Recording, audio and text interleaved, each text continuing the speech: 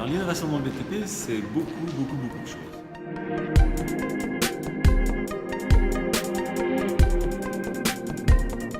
Je dirais, on en est comme dans l'automobile il y a 40 ans, où on est en train de tout mettre en place pour digitaliser, se servir de la maquette numérique, avoir de nouveaux matériels.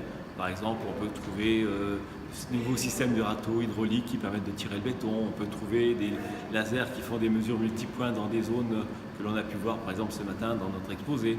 Et puis tout un tas de petits produits qui passent aussi par des applications sur nos téléphones, par exemple, qui apportent plein d'éléments nouveaux et déchargent l'entrepreneur de tâches qui sont, elles, compliquées, qui lui prennent du temps et donc lui font gagner du temps. C'est ça l'innovation.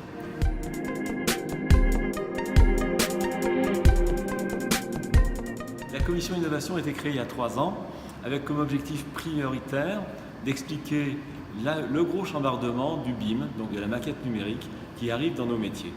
Et globalement, bien sûr, elle a traité ce sujet en premier, et puis après, elle est allée chercher sur tous les sujets qui peuvent apparaître. On a entendu parler ce matin, par exemple, de photovoltaïque qui permet la transparence totale d'un vitrage. C'est quelque chose qui est exceptionnel et qui permet de nouveaux horizons pour comment alimenter un bâtiment, comment respecter les normes thermiques, comment faire progresser notre environnement.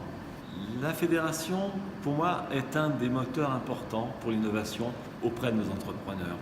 On leur amène la connaissance, l'information, on les informe très régulièrement de ce qui peut se passer pour qu'ils soient, eux, au moment où ils décident, au courant, qu'ils n'en aient pas peur, qu'ils soient en capacité de faire les choses sans craindre de se lancer dans une nouvelle aventure, sans avoir non plus d'appréhension sur comment leurs ouvriers peuvent le faire, parce que globalement, quand on parle des choses, on prépare les choses, et vous savez très bien que dans nos métiers, encore plus qu'ailleurs, quand on a bien préparé, un chantier est à moitié fait.